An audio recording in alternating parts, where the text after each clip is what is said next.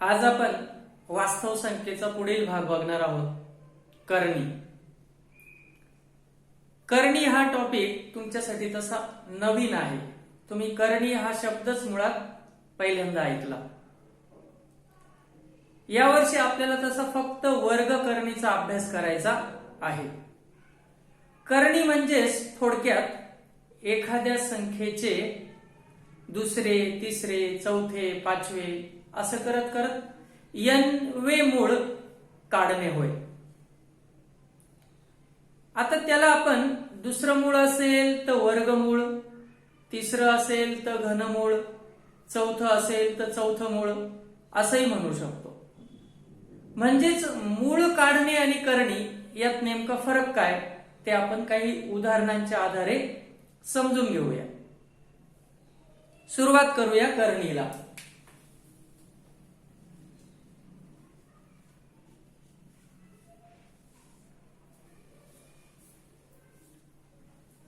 या ठिकाणी मी फक्त 2 ह्या संख्येची काही मुळं काढण्याचा प्रयत्न करतो. काही मुळं नाही, काही घात. जसं 2 चा वर्ग जर मी केला तर त्याचं उत्तर 4 येईल. यावरून मी असं म्हणू शकतो की 4 चं वर्गमूळ हे 2 येईल.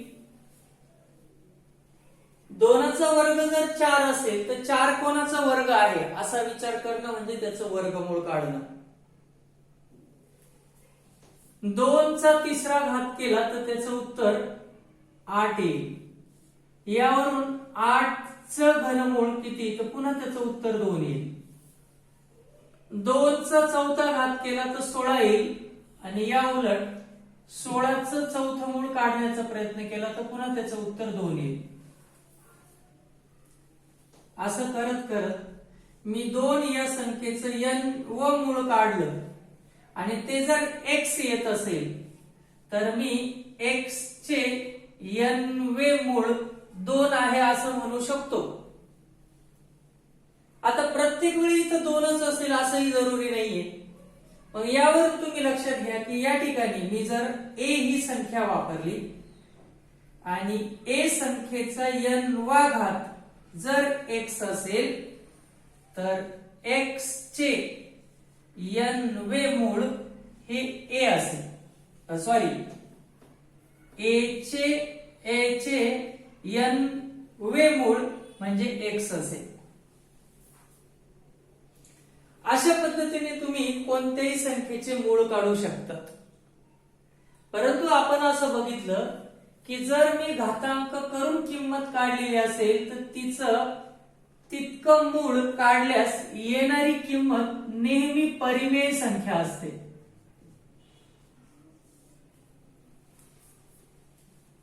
पण करणीच्या बाबतीत तसं नाहीये. म्हणजेच ह्या सगळ्या यांना आपण मुळे म्हणू शकतो. वर्गमूळ, घनमूळ, चौथं मूळ, पाचवं मूळ, n व मूळ. पण त्यांची किंमत जर परिमेय संख्या येत असेल तर त्यांना करणी म्हणत नाही. मग करणी कोणाला म्हणणार?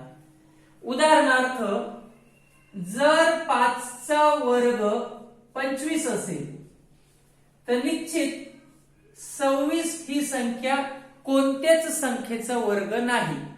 म्हणजे मी जर 26 चं वर्गमूळ काढलं तर त्याची किंमत काढताच येत नाही. म्हणजे मुळात हीच संख्या ती किंमत राहते आणि ही संख्या स्वतः अपरिमेय आहे. कशी आहे? अपरिमेय. म्हणजेच अशा संख्येचे किंवा कोणत्याही संख्येचे n वे मूळ ही जर अपरिमेय संख्या असेल तर आपण तिला करणी असं म्हणतो.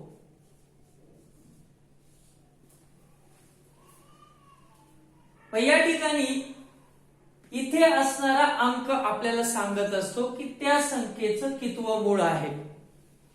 जेव्हा काहीही लिहिलेलं नसेल तेव्हा ते वर्गमूळ असतं. पहिलं मूळ कधीच काढायची गरज नाही कारण स्वतः ती संख्याच असते. म्हणजेच इथून पुढे या चिन्हाच्या आतमध्ये कितवं मूळ आहे ही सांगणारी संख्या 2 पासून पुढे सुरू होईल. म्हणजेच तुम्ही काहीच नसेल तर त्याला काय म्हणतात वर्गमूळ. जर 3 टाकला तिथे तर मी त्याला म्हणणार घनमूळ. आणि जर मी तिथे n टाकला तर त्याला मी म्हणणार n वे मूळ. n वे मूळ.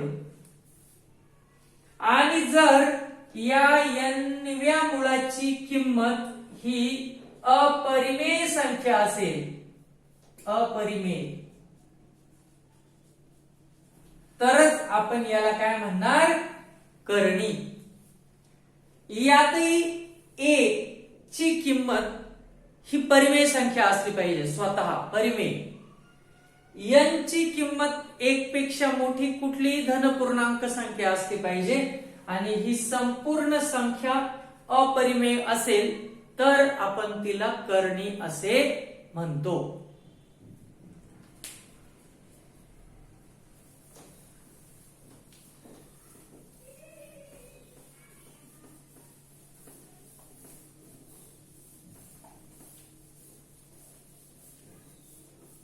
जर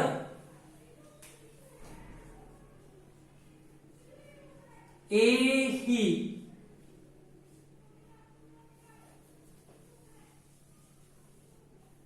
धन परिमेय संख्या असेल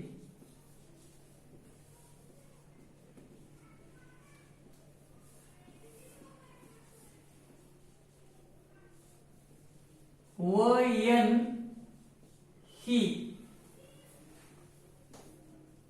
1 पेक्षा मोठी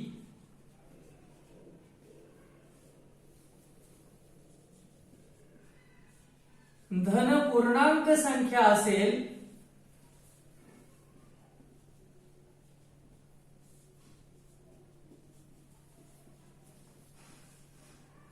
आणि a चे n वे मूळ, a चे n वे मूळ अर्थ त्याचं वाचन तुम्ही करणार a चे n वे मूळ असं, आणि a चे n वे मूळ ही अपरिमेय संख्या असेल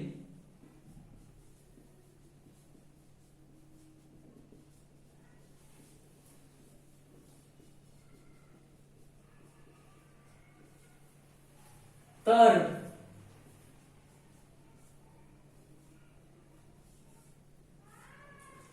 a चे n वे मूळ ला करणी असे म्हणतात.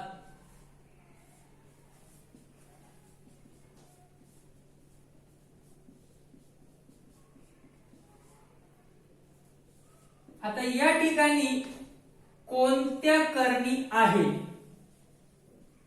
आणि कोणत्या करणी नाही हे मी आता ह्या व्याख्येचा अर्थ समजवण्यासाठी उदाहरणासह सांगतो. खाली काही उदाहरणे त्या करणी आहेत आणि या ठिकाणची उदाहरणे जी आहेत त्या करणी नाही. मग करणी नाही तर का नाहीये, म्हणजे या व्याख्येनुसार त्यात काय अशी गोष्ट आहे की जी त्याला करणी बनवत नाही.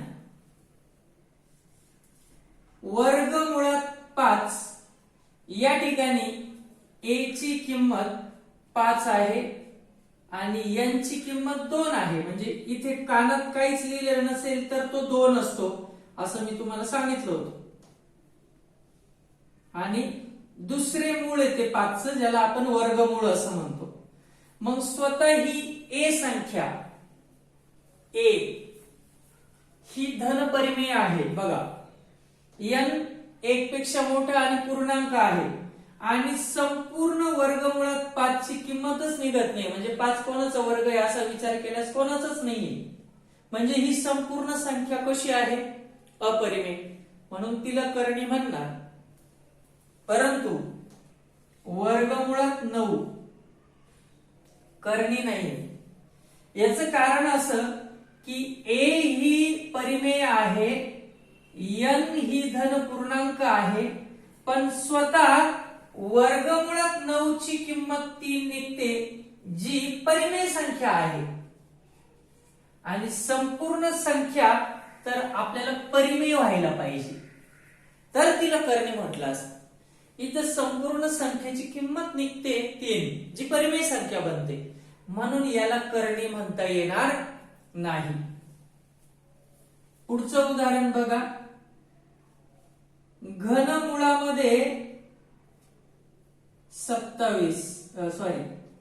घनमुळामध्ये 25. आता a ह्या संख्येची किंमत 25 आहे आणि n ची किंमत 3. आता मला सांगा, अशी कोणती संख्या आहे की तिचा तिसरा घात केल्यावर उत्तर 25 येईल? तर अशी कोणतीच संख्या आपल्याला मिळत नाही. म्हणजेच ही संपूर्ण संख्या कशी आहे? अपरिमेय. ही सुद्धा कशी होती? अपरिमेय.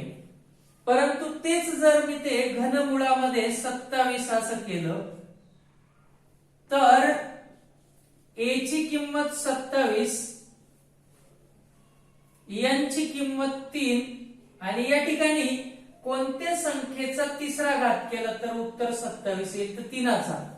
म्हणजेच घनमुळात 27 ची किंमत 3 निघते, जशी इथं 3 निघत होती, इथे पण 3 निघते. म्हणजे ही संपूर्ण संख्या परिमेय झाली. आपल्याला ती संपूर्ण संख्या अपरिमेय पाहिजे. मधली परिमेय, नंतर याला आपण कोटी म्हणणार आहे, ते पुढे येईलच. या n ची किंमत धन पूर्णांक आणि संपूर्ण संख्येची किंमत ही अपरिमेय असायला पाहिजे, पण ती इथे परिमेय बनते, म्हणून सुद्धा याला करणी म्हणता येणार नाही. त्याचप्रमाणे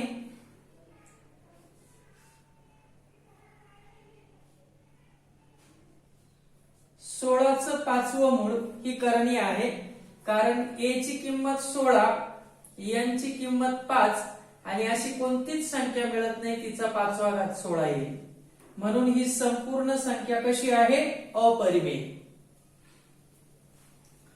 नंतर या ठिकाणी जर मी 5व्या घातात 32 केलं तर याचं उत्तर निघतं 2. याचं कारण a ची किंमत 32, n ची किंमत जर 5 घेतली तर अशी कोणती संख्या आहे जिचा 5वा घात केल्यावर 32 उत्तर येतं? तर 2चा. तर 2 गुणिले 2 गुणिले 2 गुणिले 2 5 वेळा करा. 2 दुने 4, 4 दुने 8, 8 दुने 16, 16 दुने 32. म्हणून 32चं 5वं मूळ 2 निघते. म्हणून ही संपूर्ण संख्या परिमेय झाली, म्हणून ती करणी नाही. नंतर अजून एक दुसरी गोष्ट येऊ शकते जेव्हा करणी म्हणता येणार नाही.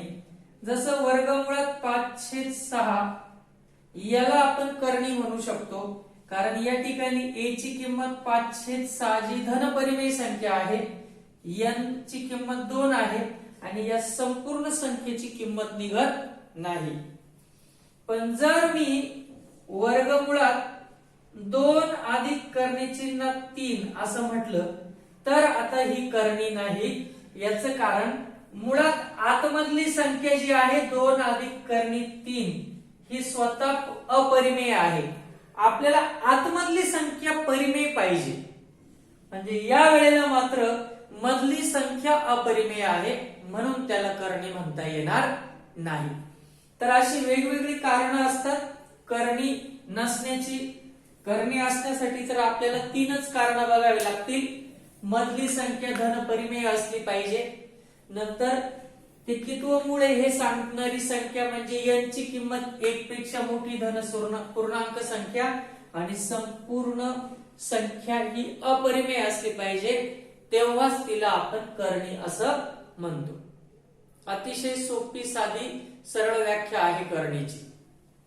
आता या ठिकाणी आपण जे आतमध्ये लिहिलेल्या संख्या आहे त्यांना आपण करणीस्थ संख्या म्हणणार आणि बाहेर कितवं मूळ आहे हे सांगणाऱ्या संख्येला करणीची कोटी म्हणणार आणि ह्या चिन्हाला करणी चिन्ह असं म्हणणार.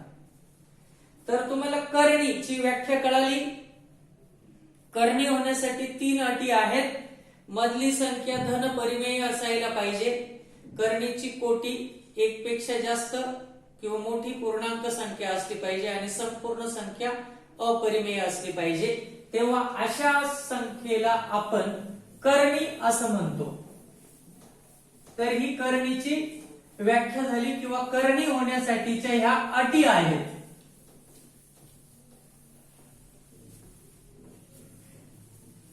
करणीमध्ये आपण काय काय बघितलं ते बघूया.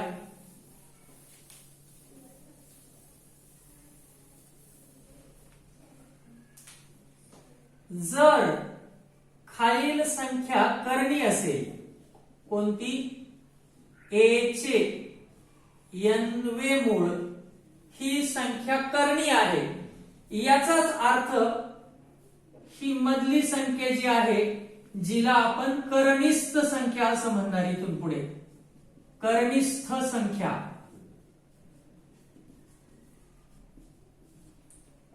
या संख्येबद्दल मी काय अट सांगितली होती की ही करणीस्थ संख्या धन परिमेय असली पाहिजे. ही महत्वाची अट आहे करणीसाठी. आतली संख्या जिला आपण करणीस्थ संख्या म्हणतो ती धन परिमेय असली पाहिजे. नंतर या ठिकाणी या संख्येला आपण करणीची कोटी असं म्हणतो. करणीची कोटी. या कोटीसाठी मी नियम सांगितला होता, एक पेक्षा मोठी पूर्णांक संख्या असली पाहिजे ही. परंतु पूर्णांक नाही म्हणून चालणार, धन पूर्णांक हे महत्वाचं आहे. एक पेक्षा मोठी धन पूर्णांक संख्या. अर्थात एक पेक्षा मोठ्या म्हटल्यावर ऋण संख्या येणारच नाही, कारण ऋण संख्या एक पेक्षा मोठ्या नसतातच. म्हणून धन शब्द नाही वापरला तरी चालेल, एक पेक्षा मोठी पूर्णांक संख्या असली पाहिजे. आणि ही संपूर्ण संख्या जी आहे तिला आपण करणी म्हणतो. आणि ती करणी तेव्हाच होईल जेव्हा ती स्वतः अपरिमेय संख्या असली पाहिजे. अपरिमेय संख्या असली पाहिजे तेव्हाच आपण तिला करणी म्हणू शकतो. नंतर हे जे चिन्ह आहे या ठिकाणी याला आपण करणी चिन्ह असं म्हणतो. करणी चिन्ह. तर एवढं करणीच्या बाबतीत तुम्हाला माहिती पाहिजे. म्हणजेच आता यांच्या जागी 2, 3, 4, 5 असं काही असू शकतं. परंतु आपल्याला ज्या करणींचा अभ्यास करायचा आहे त्या ठिकाणी इथे मात्र नेहमी 2च असणार आहे, जो आपण लिहित नाही.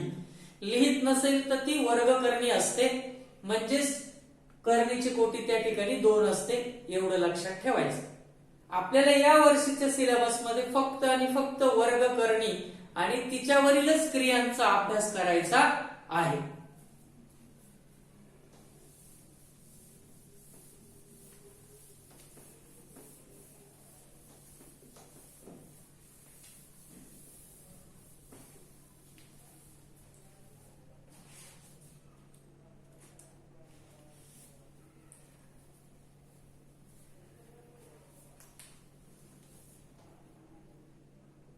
करणीचे सोपे रूप. करणीचे सोपे रूप. आता बऱ्याचशा वेळेला करणी सोप्या रूपात असते. म्हणजे नेमकं काय ते आपण बघूया. आता वर्गमुळात 2, वर्गमुळात 5, वर्गमुळात 8, वर्गमुळात 8 नाही, वर्गमुळात 10, वर्गमुळात 15 यासारख्या करणी मुळातच सोप्या रूपातच आहे. परंतु काही करणी मात्र त्यापेक्षा सोप्या रूपात मांडता येऊ शकतात. जसं मी वर्गमुळात 8 इथे आधी लिहिला होता, पण तो सोप्या रूपात नाहीये. याला सोप्या रूपात कसं मांडता येऊ शकतं, तर 8 ला 4 गुणिले 2 मी असं लिहू शकतो. आणि हे करणी चिन्ह दोघांनाही गुणाकारामध्ये पुन्हा वेगळं वेगळं वाटून देता येतं. आणि वर्गमुळात 4 ची किंमत निघते किती, 2. आणि गुणिले चिन्ह न देता वर्गमुळात 2 असं सुद्धा आपण वर्गमुळात 8 ला मांडू शकतो. तर या रूपाला या करणीचं सोपे रूप असं म्हणतात. असं प्रत्येक करणीचं होईल असं गरजेचं नाही, परंतु काही करणी अशा पद्धतीने आपण सोप्या रूपामध्ये मांडू शकतो. त्याचप्रमाणे अजून काही उदाहरणे बघूया. वर्गमुळात 48, वर्गमुळात 98, वर्गमुळात 125 या करणींना सोप्या रूपात मांडता येतं. त्यासाठी आपल्याला या दिलेल्या संख्येचा एक अवयव असा असला पाहिजे जो कोणाचा तरी वर्ग आहे. म्हणजेच 48 ची फोड अशी करा की 16 त्रिक 48, 12 चोक 48 जरी होत असलं तरी 12 पुन्हा अजून सोप्या रूपात मांडता येते. त्याचप्रमाणे 8 सक 48 असं पण मांडता येईल, परंतु 8 किंवा 6 यापैकी एकही करणी कोणाचाही वर्गमूळ काढता येत नाही. म्हणजेच दोघांपैकी एक अंक तरी असा पाहिजे ज्याचं वर्गमूळ निघालं पाहिजे आणि त्या दोन संख्यांचा गुणाकार या संख्येसारखा पाहिजे. म्हणजेच 16 त्रिक 48 होतात. जर मी वर्गमुळाचं चिन्ह म्हणजे करणी चिन्ह दोघांनाही वाटून दिलं तर वर्गमुळात 16 ची किंमत 4 निघते आणि करणीत 3 जसाच तसा. म्हणजेच करणीस्थ 48 ला 4 करणीस्थ 3 अशा सोप्या रूपात मांडता येऊ शकतं. 98 चा विचार केल्यास 49 गुणिले 2 बरोबर. करणी चिन्ह दोघांना सेपरेट वाटून दिलं तर 49 हा कोणाचा तरी वर्ग आहे 7चा, म्हणून वर्गमुळात 49 ची किंमत निघाली करणीस्थ 2 जसाच तसा. म्हणून करणी चिन्हात 98 च सोपं रूप येतं 7 करणी चिन्हात 2. 125 च्या बाबतीत सुद्धा आपल्याला 125 अशा कोणत्या दोन संख्यांचा गुणाकार आहे ज्यापैकी एक संख्या कोणाचा तरी वर्ग आहे. जसं 25 गुणिले 5 म्हणजे 125. जर करणी चिन्ह दोघांना सेपरेट करून टाकलं तर करणी चिन्हात 25 ची किंमत 5 निघते आणि करणी चिन्हात 5 तसंच. अशा पद्धतीने आपण करणीचं सोपं रूप सुद्धा काढू शकतो. आता या ठिकाणी अडचण अशी आहे की 48 या संख्येची फोड 16 गुणिले 3 किंवा 98 ची 49 गुणिले 2, 125 ची 25 गुणिले 5 हे आम्हाला कसं सुचेल असं काही विद्यार्थी प्रश्न विचारू शकतात.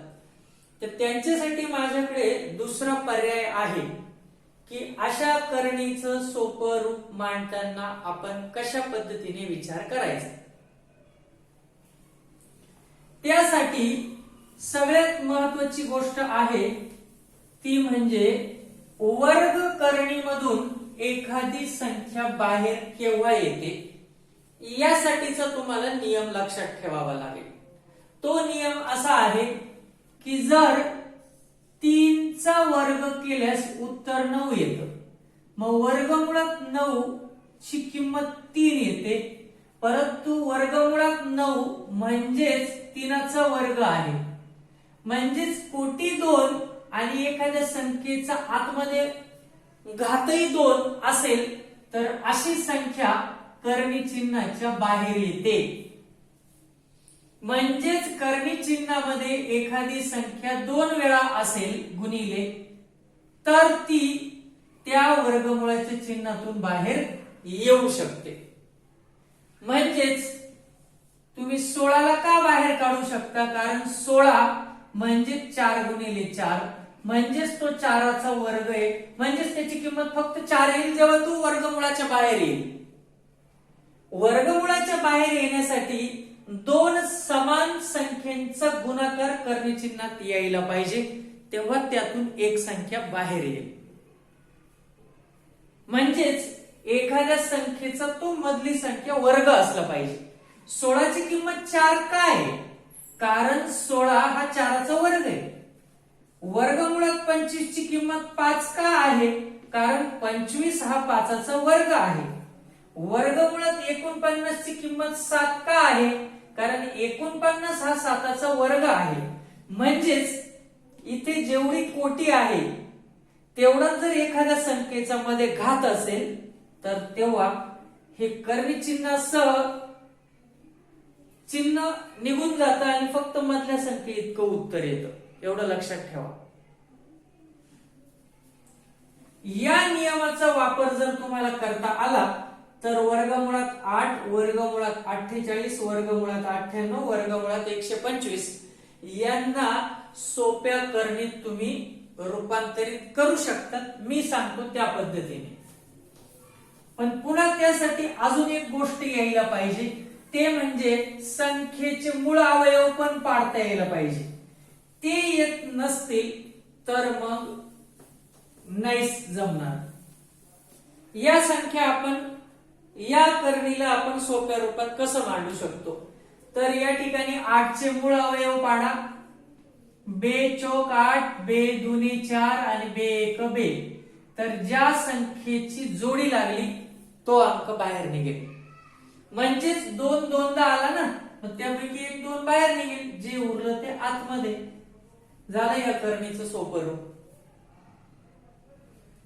नंतर 48 चा विचार केल्यास 48 चे तुम्हाला अवयव पाडावे लागतील, मूळ अवयव. ज्यामध्ये 48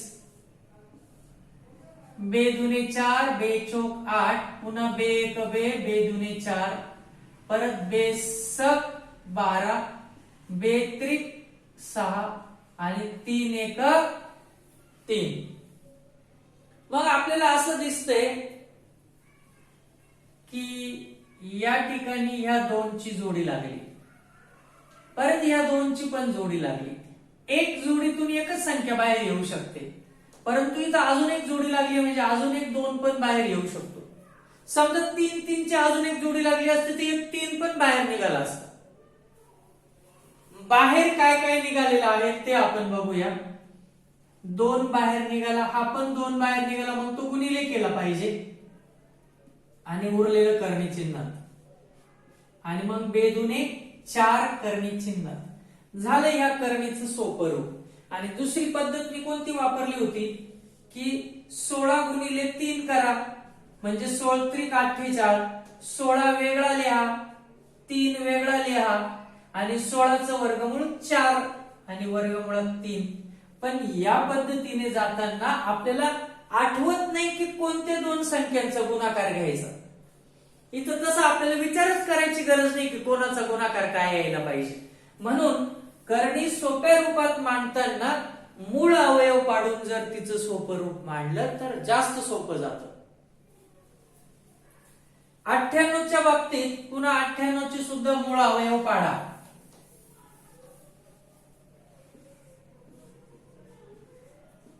बे चौक 8, एक उरला, बे 9 18, 49 ला 7 ने भाग जातो, 7 7 49, 7 1 7, 7 ची जोडी लागली म्हणजे 7 बाहेर येईल. म्हणजेच 98 चा एक अवयव येतो 7, जो बाहेर आला, आणि वर्गमुळात 2 जसाच्या तसा. असंच उत्तर आलं होतं मगाशी आपलं. नंतर 125 चे पण अवयव पाडा.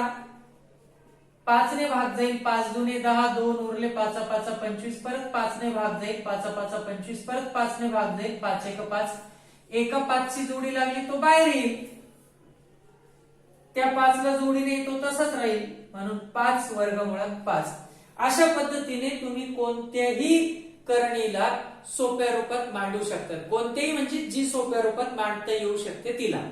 उदाहरणार्थ तुम्ही म्हटलं की सर वर्गमुळात 10चं का नाही, कारण तुम्ही 10 चे अवयव जर पाडले तर बे पंच 10, 5 1 5, कोणाची जोडीच लागत नाही. जोडी लागत नाही तोपर्यंत काही बाहेर येणारच नाही. म्हणजेच वर्गमुळात 10 हेच त्या करणीचं सोपं रूप आहे, पुन्हा त्याचं सोपं रूप होणार नाही. म्हणजेच प्रत्येक करणी सोप्या रूपात वेगळ्या पद्धतीने मांडता येईल असं जरुरी नाही. काही करणी स्वतःच सोप्या रूपात असतात, जसं ही सोप्या रूपातच आहे.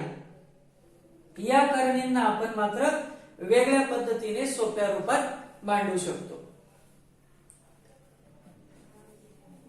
यानंतर आपण असं बघितलं की एखादी करणी सोप्या रूपात कशा पद्धतीने मांडायची. त्यासाठी मूळ अवयव ही पद्धत सर्वात सोपी आहे.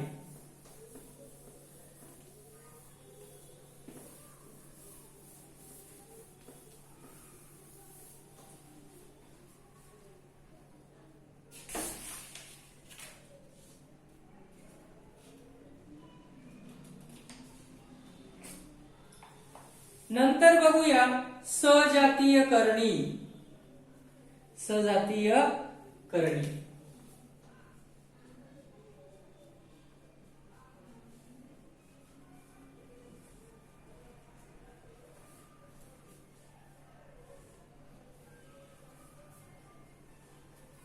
ज्या करणींची करणीस्थ संख्या व कोटी,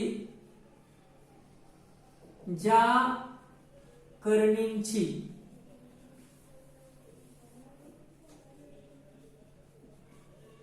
कोटी समान असते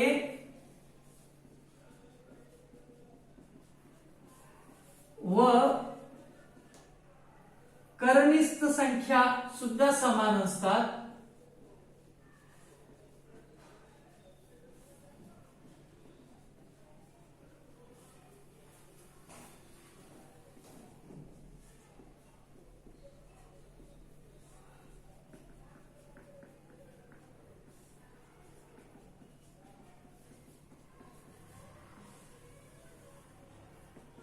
त्यांना सजातीय करणी असे म्हणतात. सजातीय करणी असे म्हणतात.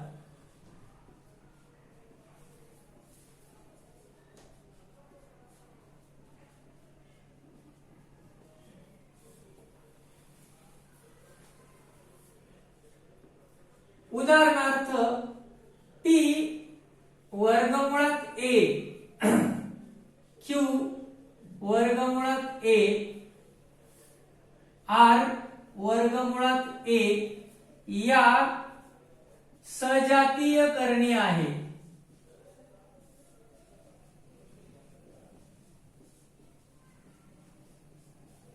कारण या सर्वांची कोटी 2 आहे.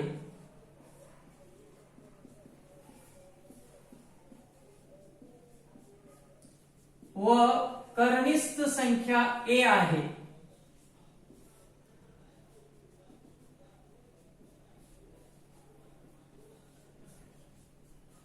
मग सजातीय करणी कशाला म्हणतो आपण, की कोटी प्रत्येकाची सारखीच पाहिजे आणि करणीस्थ संख्या म्हणजे आतली संख्या पण सारखीच पाहिजे. त्याच्या बाहेर गुणीला असलेला अंक वेगळा असू शकतो, परंतु करणीस्थ संख्या आणि कोटी काहीच लिहिलं नसेल तर कोटी आपण 2 पकडतो. हे पुन्हा पुन्हा सांगतोय मी, आणि मुळातच आपण सध्या वर्गकरणीचाच अभ्यास करतोय या वर्षी. फक्त वर्गकरणी त्याला म्हणतात ज्याची कोटी 2 असते, जी कधीही लिहित नाही आपण.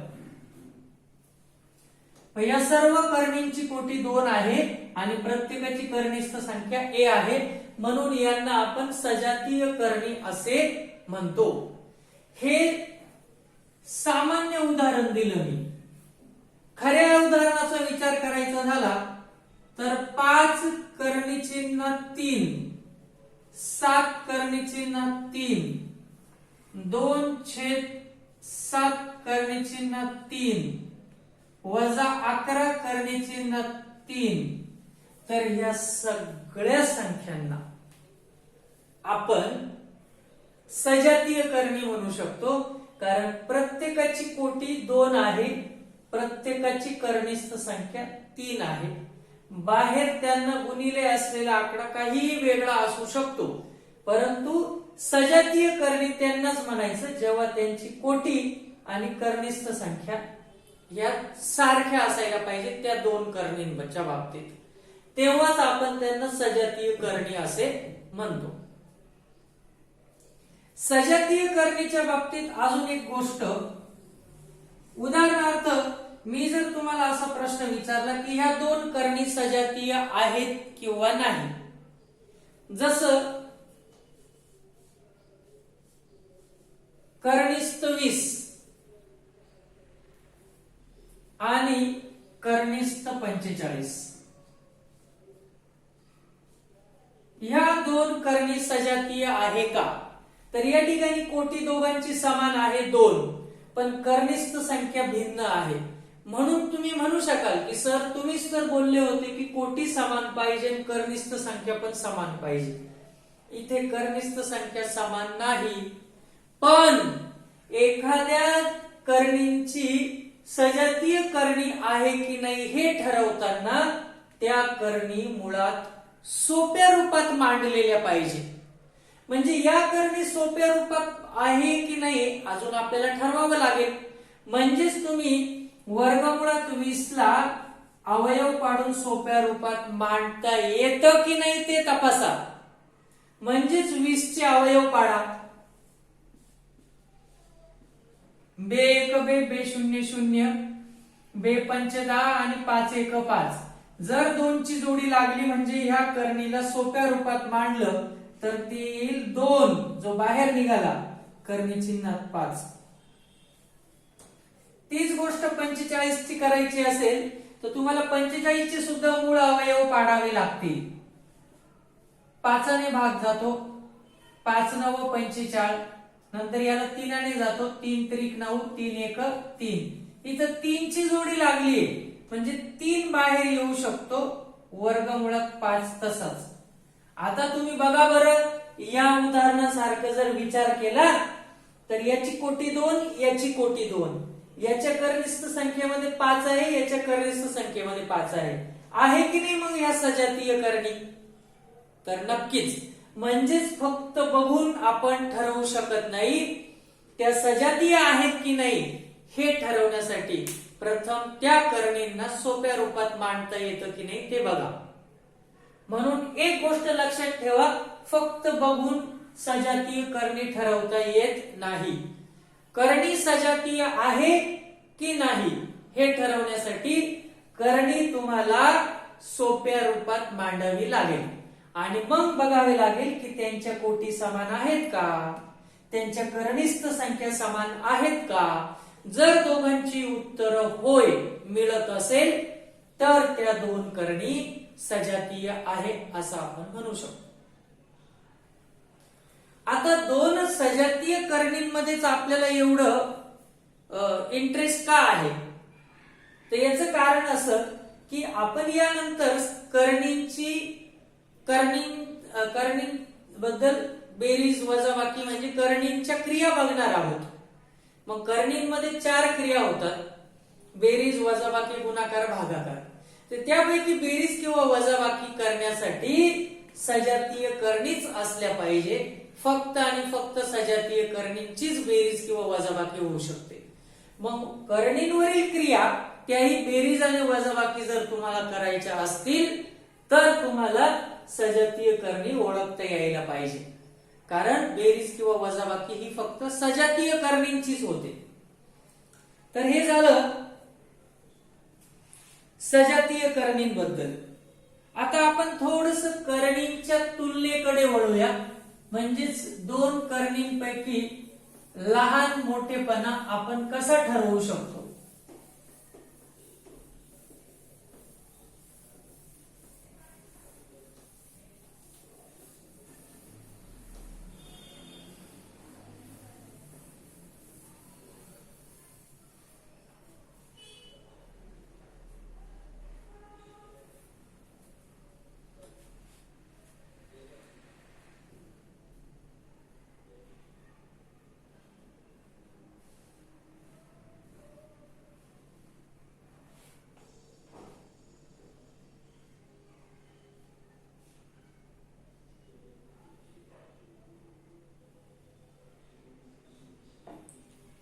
आता करणींची तुलना आपण बघूया. म्हणजे लहान मोठेपणा, करणींची तुलना.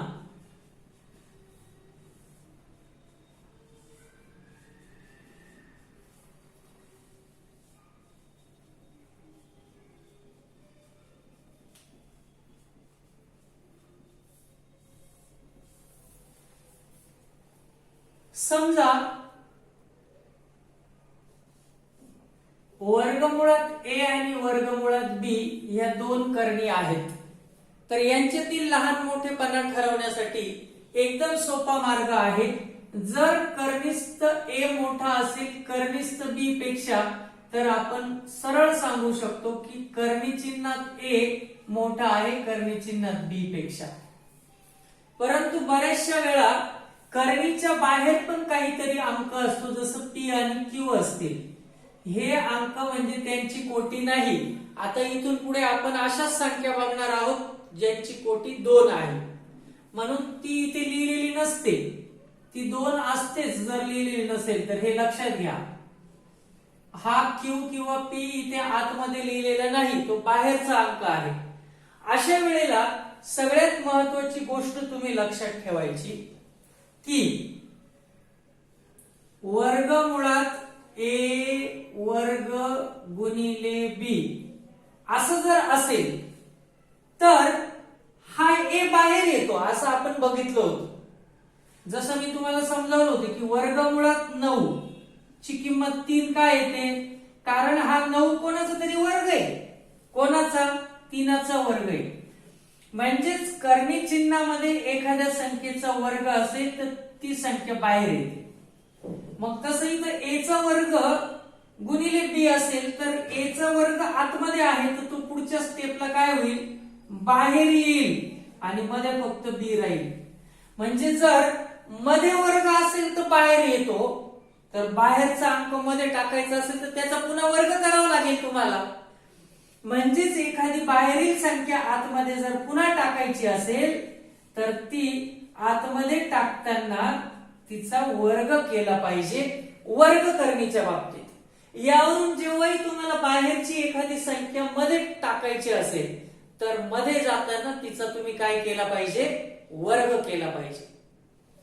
म्हणजेच ए वर्गमुळात पी वर्गमुळात ए आणि क्यू वर्गमुळात बी यांची तुलना जर मला करायची असेल तर सर्वप्रथम मला काय करावं लागेल, पी ला आतमध्ये टाकावं लागेल. म्हणजे याच्या पुढची पायरी असेल कर्णी चिन्हात ए आणि हा पी मध्ये गेल्यावर तो पी वर्ग होईल आणि क्यू ला पण मध्ये टाकावं लागेल, तो मध्ये गेल्यावर बी गुणिले क्यू वर्ग होईल. आता ए पी वर्ग आणि बी क्यू वर्ग यांची तुलना करा, जो मोठा असेल ती करणी मोठी, असं आपण सांगू शकतो. जर तुम्हाला हे मी काय समजावलं कळत नसेल तर आपण डायरेक्ट उदाहरणांकडे वळूया. करणीची तुलना करा किंवा खालील करणीतील लहान मोठेपणा ओळखा असा प्रश्न जर आला तर आपण ते कसं सांगू शकतो. उदाहरणार्थ पहिलंच उदाहरण आहे 6 वर्गमुळात 2 आणि 5 वर्गमुळात 5 या दोन करणींपैकी कोणती करणी मोठी, असा आपल्याला प्रश्न विचारलेला आहे. मग यावर आतमधली संख्येवरून आपण करणीचा लहान मोठेपणा ठरवतो, परंतु बाहेर त्यावेळेला काहीही संख्या नको, परंतु बाहेरची संख्या आपल्याला आतमध्ये टाकता येते. मग आपण असं करूया, 6 कर्णी चिन्ह 2 ला कर्णी चिन्ह 2 गुणिले 6 मध्ये गेल्यास त्याचा वर्ग होतो, हे लक्षात घ्या. म्हणजेच त्याचं उत्तर येईल 2 गुणिले 6 चा वर्ग 36 आणि मग 36 गुणिले 2 उत्तर आलं 72. म्हणजेच ह्या करणीचं अजून एक रूप हे आहे. म्हणजेच थोडक्यात करणी चिन्हात 72 ही सोपी करणी होती. तसंच ही कोणाची सोपी करणी आहे ते बघूया. 5 वर्गमुळात 5 बरोबर 5 हा मधला गुणिले बाहेरून 5 आतमध्ये गेला तर त्याचा वर्ग केला पाहिजे, बरोबर 2 गुणिले 5चा वर्ग, सॉरी 2 कुठून आला, 5चा वर्ग 25 आणि मग 25 गुणिले 5 125. आणि यावरून तुमच्या लक्षात आलं की वर्गमुळात 72 आणि वर्गमुळात 125 यामध्ये आपल्याला दिसतं की वर्गमुळात 125 मोठा आहे. परंतु वर्गमुळात 72 म्हणजेच 6 वर्गमुळात 2 ही करणी होती आणि वर्गमुळात 125 म्हणजेच 5 वर्गमुळात 5 ही करणी होती, म्हणून ही करणी मोठी असं आपण सांगू शकतो. दोन करणींची तुलना करताना सगळ्यात महत्वाचं म्हणजे त्या आतल्या संख्येवरूनच आपण लहान मोठेपणा ठरवू शकतो, परंतु त्यासाठी बाहेर संख्या दिलेली नको, ती असेल तर तिला आतमध्ये टाका, आतमध्ये टाकताना तिचा वर्ग करा. एवढ्या गोष्टी जर तुम्ही लक्षात ठेवल्या तर तुम्ही दोन कर्णींमधला लहान मोठेपणा सहज ओळखू शकाल. पुढचं एक उदाहरण बघूया. 7 कर्णी चिन्ह 2 आणि 5 कर्णी चिन्ह 3. 7 कर्णी चिन्ह 2 आणि 5 कर्णी चिन्ह 3 या दोन कर्णींची आपल्याला तुलना करायची आहे. दोघही कर्णी या कुठल्या तरी सोप्या कर्णीचं रूप आहे. मग प्रथम ओळखूया की हे कोणत्या कर्णीचं सोपं रूप आहे. 7 वर्गमुळात 2 बरोबर 2 गुणिले हा 7 मध्ये गेल्यावर त्याचा वर्ग करावा लागेल.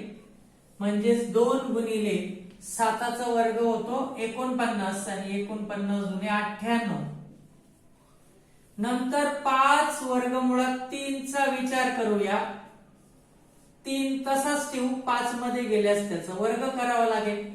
म्हणजेच 3 गुणिले 5चा वर्ग 25 आणि 25 त्रिक 75. आता आपण सहज ओळखू शकतो की वर्गमुळात 98 मोठा आहे वर्गमुळात 75 पेक्षा. परंतु वर्गमुळात 98 हे 7 वर्गमुळात 2 या कर्णीचं सोपं रूप होतं आणि वर्गमुळात 75 म्हणजे 5 कर्णी चिन्ह 3. जर हा मोठा असेल म्हणजेच ही कर्णी मोठी आहे. अशा पद्धतीने तुम्ही दोन कर्णींचा लहान मोठेपणा सहज ओळखू शकता.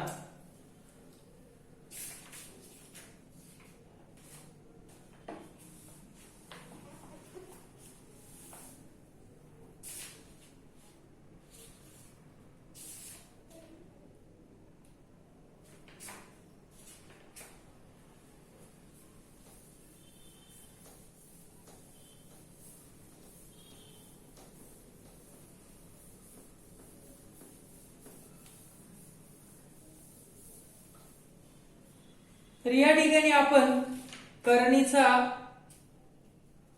असा एक भाग बघितला की कर्णी कशाला म्हणतात, कर्णीचं सोपं रूप कशाला म्हणतात. एखादी कर्णी सोप्या रूपात असेल तर पुन्हा तिच्या मूळ रूपात मांडताना काय करावं लागतं हे आपण बघितलं. सजातीय कर्णी कशाला म्हणतात आणि दोन कर्णींची तुलना आपण कशा पद्धतीने करू शकतो हे आज आपण बघितलं. पुढच्या लेक्चरला आपण बघणार आहोत कर्णींवरील क्रिया. खास करून या वर्षी आपल्याला फक्त कर्णीची बेरीज आणि वजाबाकी बघायची आहे आणि नंतर कर्णीचे परिमेयीकरण असा पण एक टॉपिक आहे तो आणि कर्णींवरील क्रिया या दोन गोष्टी आपण पुढच्या लेक्चरला बघूया.